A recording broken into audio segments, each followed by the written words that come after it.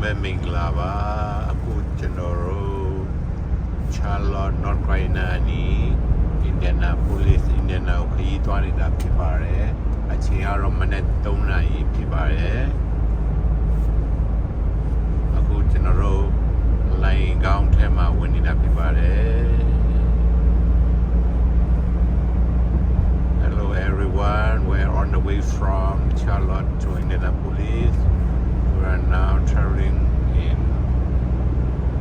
Channel ညမှာရှင်းနေတာပဲ ရှင်းနေတာပဲ